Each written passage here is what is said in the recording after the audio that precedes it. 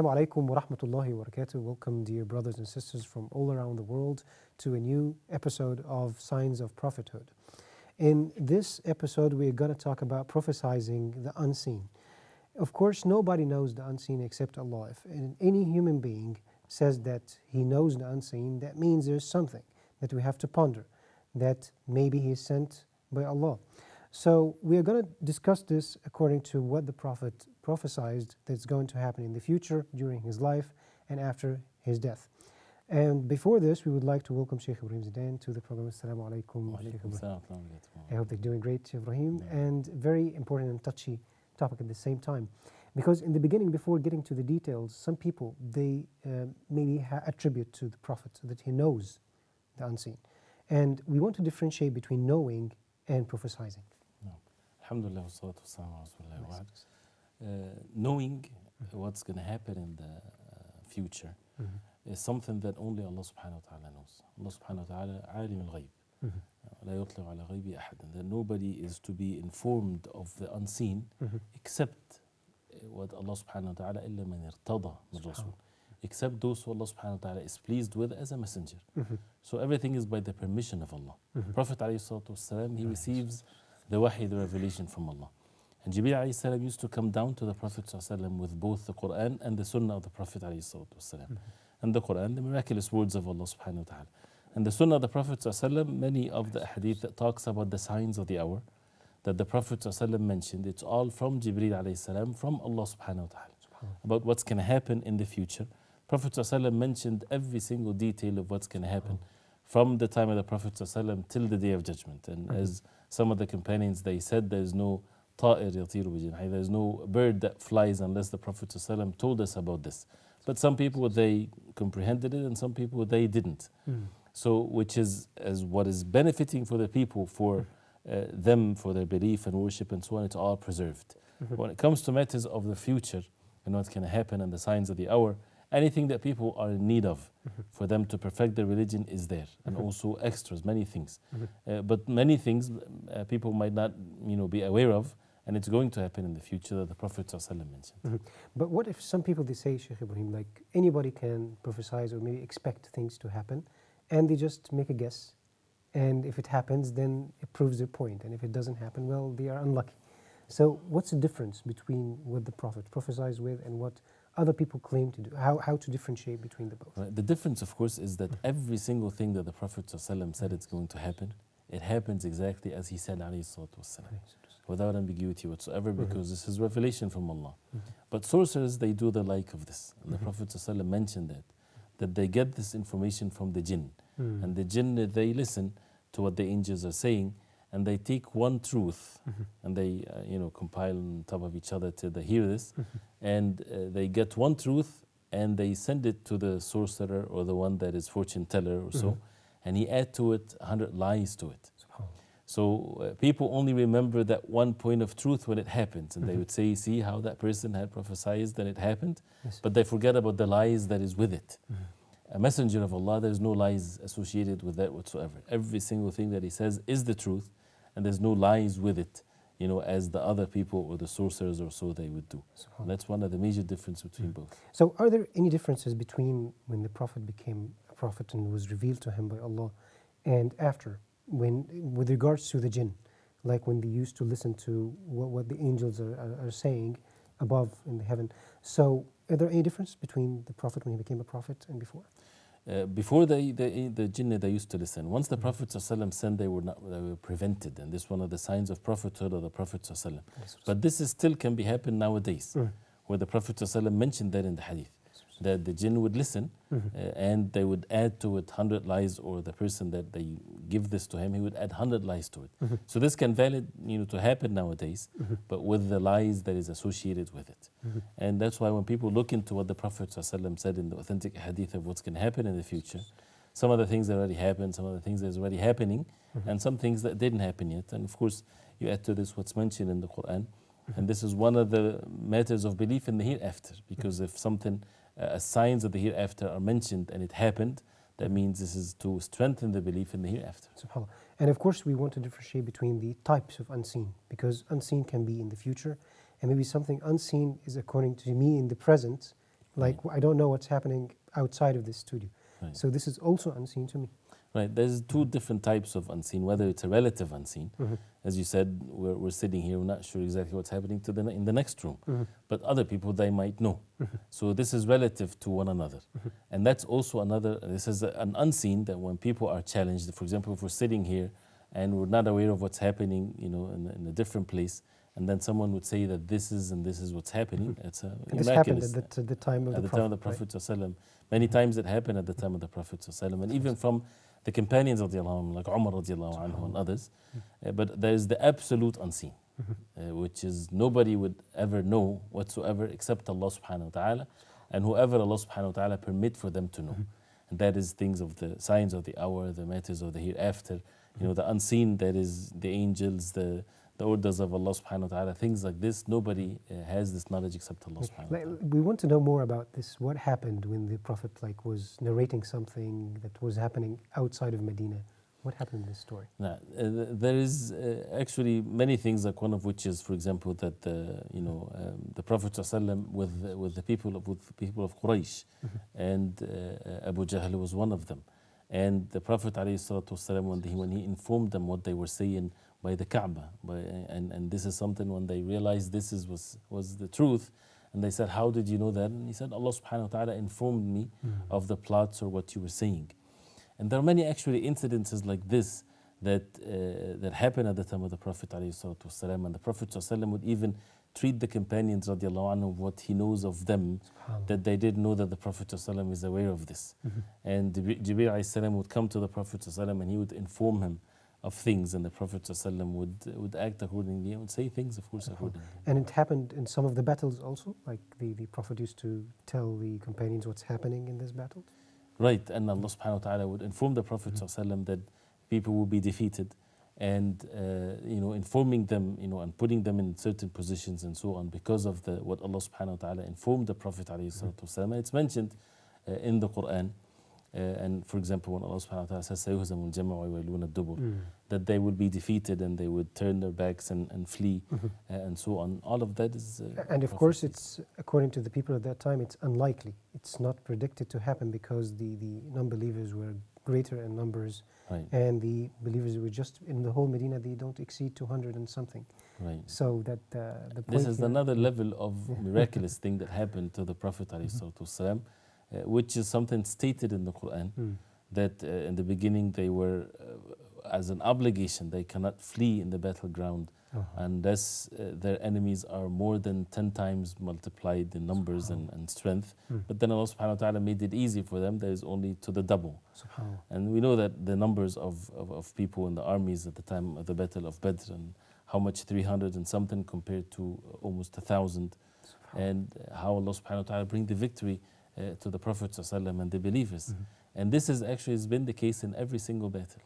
And there's always, this is the way of Allah subhanahu wa ta'ala. And in the Battle of Hunayn, when the believers, when the companions radiallahu anhum, they thought to themselves, now they have the number, and there were 10,000 of them, Allah subhanahu wa ta'ala caused defeat in the beginning for them, their hearts not to rely on their number and their strength. Because before, their hearts always relied on Allah subhanahu wa ta'ala. When a person doesn't have any much means, the hearts are very sincerely turning to Allah subhanahu wa ta'ala. And this is the way of Allah subhanahu wa ta'ala in giving victory to the messengers of Allah and to the believers. So when they fully relied on Allah subhanahu wa ta'ala aided them then, and they became victorious as a result of it. About the point that the Muslims, they are allowed to run only if it's more than 10 times. After this, the decrease, what is the wisdom behind this? It's because of the first companions were even higher in the level and higher in the... Well, there are many things that have been mentioned, but one of which is, and it's mentioned still in the Quran, and this was an abrogation for the ruling, to show that the fact that believers, they can defeat their enemies even if there are 10 times more or more. This can happen. But the verses are talking about the obligation. They're not obligated to stand firm if their enemies are 10 times or more. But can they defeat them? Yes. And it happened even in the history of Islam, even after the Prophet ﷺ. The enemies were far more than 10 times even, and the believers, they defeated them.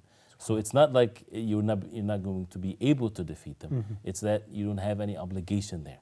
The obligation is if they are like you or more up to multiplication by one, double what you have, then you don't have an excuse not to face it. And this, of course, shows us that Islam is a practical religion. It doesn't tell us that, well, if you feel like the greater numbers, and I think in some cases, correct me if I'm wrong, Sheikh Ibrahim, we maybe we're not going to engage a certain war, because we know for certain that we're going to lose it. So we have to be prepared first, and we get into it. See, one of the things is that the ulama that was mentioned, that if a person is not aware of Sunan al-Kawniyah, if a person is not aware of the universal signs from Allah subhanahu wa ta'ala and the universal ways of Allah subhanahu wa ta'ala, he won't be able to fulfill the Sunan al-Shar'iyah or the religious ways of Allah subhanahu wa ta'ala.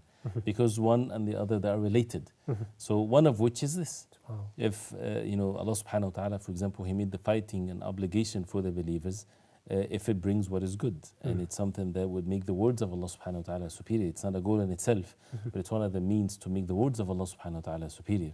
That's why the Prophet ﷺ in Mecca, he was not ordered to fight the disbelievers, even though he's the messenger of Allah. Allah subhanahu wa ta'ala is able to give him victory. When the Prophet ﷺ was migrating from Mecca to Al-Madinah, Allah subhanahu wa ta'ala could have made the Prophet ﷺ just happen to appear in Medina, but taking the means and going south instead of north in the beginning, and all of these means, because this is a teaching for all of us, that we are living on the face of earth with the laws that Allah subhanahu wa ta'ala made it for it, and that's part of being slaves of Allah. And that means to be obedient to Allah and to be patient with equal terms with everyone else when it comes to the physical means, but the help from Allah subhanahu wa ta'ala comes, and this is where the sign of goodness of the believers.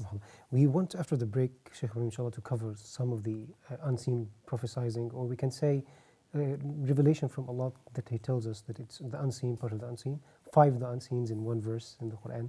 So after the break, dear brothers and sisters, we're going to cover it. Stay tuned. Assalamu alaikum. Welcome back, dear brothers and sisters, and now we are again with Shaykh Ibrahim Zidan talking about prophesizing the unseen, and we would like Shaykh Ibrahim to talk about the 5 unseen points that Allah told us in the Quran. And we would like to start with that nobody knows when is the hour going to come.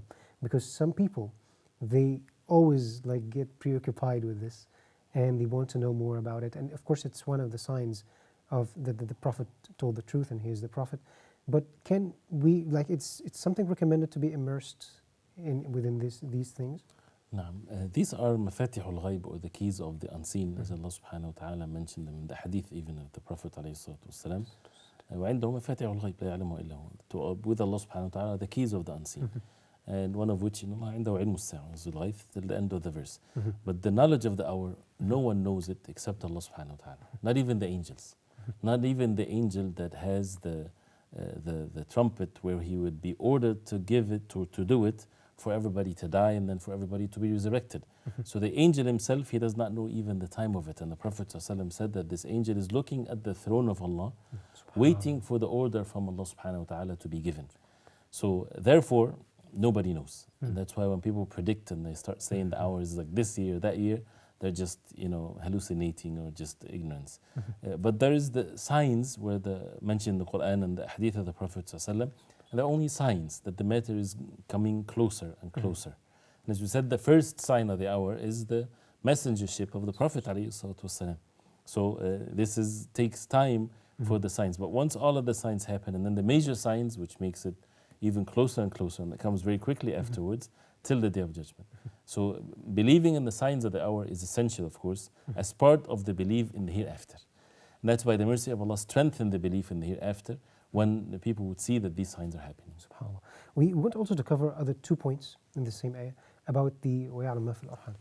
Like Allah knows what's inside the wombs. Of course, this is not an accurate translation. I said, it's because it's ma, not men.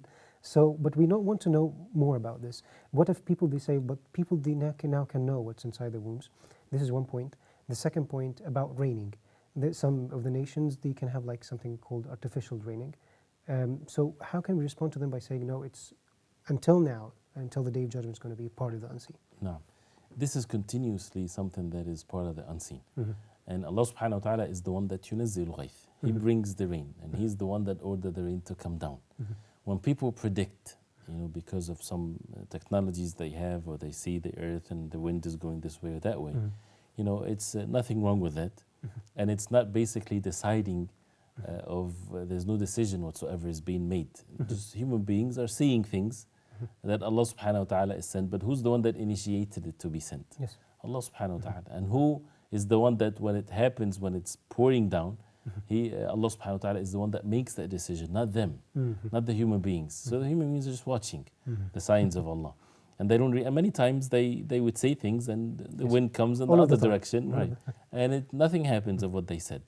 And the same thing with what's in the wombs of the mother. This is something that is not as people think, okay, we can, people can say the same argument in the past time, where they say we can open the womb of the mother and we can see what's in there. Yes. It's even more accurate than using ultrasound and the like of this. But of course, and this was present at the time of the Prophet ﷺ. So this is beyond just the physical, what's in there, but it's there. What's there? Yes, Allah subhanahu wa ta'ala knows best, and knows before it's formed whether it's going to be male or female. He knows their actions in this life, whether they're going to be wretched or happy, their provisions for them, how long they're going to live, what their actions and so on. No one knows this except Allah subhanahu wa ta'ala. And knows all of the babies inside the wombs. Nobody can, no human being can know that. Right. All of them. Everything and all of them, and this without any ambiguity, without any concealment of it whatsoever. SubhanAllah. And even in the West, when they talk about it from non-religious way, when you talk about the weather and so on, they call it is like based on chaos theory. They don't say it's according to like certain theories that we can predict. That's why the weather forecast, we cannot go more than 1 week. Because just one initial condition changes and everything is going to change. Right. So, and they have like some theories, this is the butterfly effect and so on. And even some storms in America, they can expect that one of the states is going to be hit maybe tomorrow or something. But new conditions happen by the order of Allah, and another state is completely hit by this. Right. So we think that we know everything, but the truth is that we don't. Right. Human beings are very weak, actually. And nobody controls everything, or anything, actually. We don't even control our own selves and what harms can happen to us or benefit that come to us. And it's very obvious when human beings just reflect upon themselves. But you see how arrogant sometimes people, even the arrogance when people do not mention the name of Allah. It is so unjust when people start talking about the creation of Allah without talking about the creator. It's like people talking about something that the human being made without mentioning and attributing this and giving them credit for it. So they will talk about the cars or whatever there is, and it's as if they made it. Who made it? Give credit to the ones that made it, the company, whatever there is. So how about this universe that we live in? That's what the ignorance that needs I think to this is be the meaning changed. of the word kanud in the Quran, right? You know and express yourself when you talk about the bounties and blessings of Allah, but without mentioning. Right, and that's what the world that we live in today, except those who are the believers. That's why our speeches as Muslims should be different. Because we should not lie and say that the rain is coming this way or the wind is coming this way. Allah subhanahu wa ta'ala send, and if He wills, He will send it this way, and the rain will be poured in this place by the will of Allah subhanahu wa ta'ala. That's why they say forecast. Right. Just a forecast, they're not sure about it. Right. Okay. What about also the fourth thing, the unseen mentioned?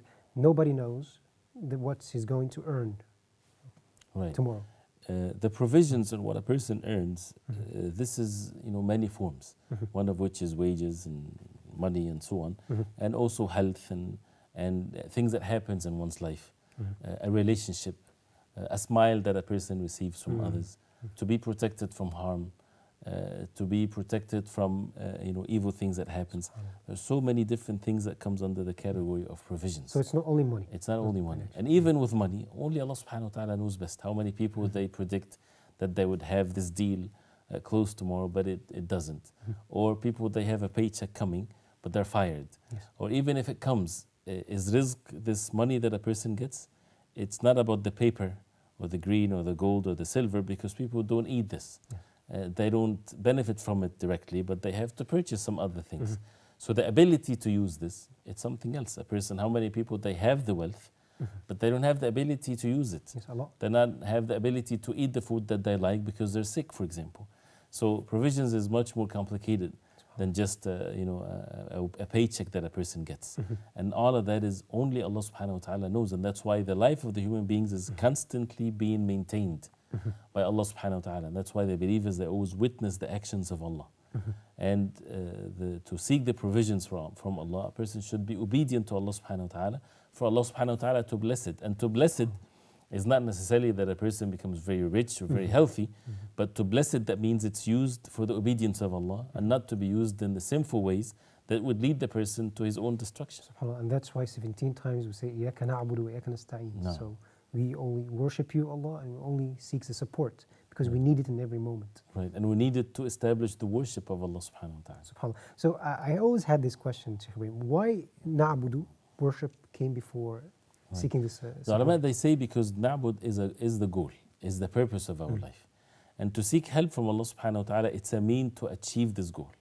So to be able to worship Allah subhanahu wa ta'ala, which is the purpose of our life, we need to seek the help from Allah subhanahu wa ta'ala. So that's why it comes first, because that's the foundation of all things, and everything has to serve this.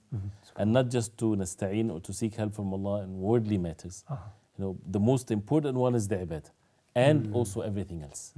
And that's why when a person should not separate between matters of ibadah and worldly affairs and gains and so on. So a person seeking help from Allah subhanahu wa ta'ala to be able to fulfill all of the different salawat, to be able to pray the next salah, person needs the help from Allah subhanahu wa ta'ala. We are in need of help from Allah subhanahu wa ta'ala to be protected from sins. When people start praising themselves, no, I'm strong, I'm this and that, no, we are weak. And we gain our strength by seeking help from Allah subhanahu wa ta'ala. And also with matters of provisions. And one of the ways to show that a person, if he's truthful or not, that a person would seek what is permissible and not to seek what is sinful. Otherwise, a person is lying if he is believing that the provider is Allah, and they seek the provisions from Allah, and then they seek from what Allah subhanahu wa ta'ala forbade. It doesn't make sense. SubhanAllah. So is there a difference here between isti'ana and tawakkul, to seek the support and also to put your trust in Allah? Right, there is differences here, and tawakkul is a deed done by the heart purely, where a person rely with his heart upon Allah subhanahu wa ta'ala while taking the means. Al-isti'ana is to seek that help. Is not to rely, but to seek the help. And of course it has common meanings here, but it's to seek that help from Allah subhanahu wa ta'ala, and that is to use it to make dua to Allah subhanahu wa ta'ala, to have the tawakkul present in the heart. And while a person is taking the means, he's seeking help from Allah because he knows that the means cannot do it by itself. He needs that Allah subhanahu wa ta'ala would decree it for him. SubhanAllah. What about the fifth, which is like nobody knows in which land he's going to die? Right. No one knows where a person will die. No one knows. You would find people, buying graveyards and plots in there or lots in there where they think that they will be buried in this place or that place. And they have all the means to lead to the fact that they will die there because they're old in age, for example. They're not moving much, and they love their town. They're not having any plans to move. But then at the end, Allah subhanahu wa ta'ala decreed the matter, and nobody knows really when he is going to die, whether it's the town or whether it's the spot. And many times things go against what people will and wish for it to happen. And as they say, if Allah subhanahu wa ta'ala decree for someone to die in a specific place, he will create a need for him in that place, and he will go to it. So as if a person is going to his own death without knowing. And that's why we are weak and deficient, and we do not know the unseen. So a person going to his own death, nobody will go to their own death. But people, they die and they put themselves into certain situations, all by the will of Allah. And subhanAllah, here we can tie between the rizq provision and the death. Death is certain. Right. And Allah is telling us here indirectly that also rizq provision is certain too. Right. And this mentioned by the hadith of the Prophet ﷺ, إنه لن تموت نفس حتى تستوفي رزقها فاتقوا الله وأجملوا في الطلب. That nobody will die unless the provisions are given in full. And as it said, provision seeks the person the same way death seeks the person. Nobody will die a second later than what has been decreed for him to die when the moment of death comes.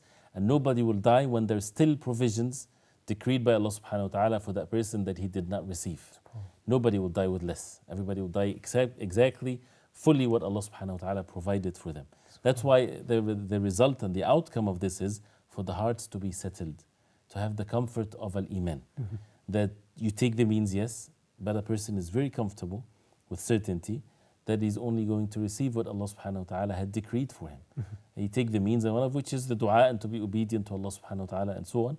But the qadar and what's decreed is the secret of Allah subhanahu wa ta'ala. So there's no need to panic, no need to be terrified and to steal or take bribery or to be angry with people because we think that they take away from our provisions. All of that is not necessary, and it's haram actually, some of it. And a person stays from that and take the means and have the happiness of this life and hereafter. That's amazing. Thank you so much, Sheikh Ibrahim, and we hope inshallah next time we meet. Thank you.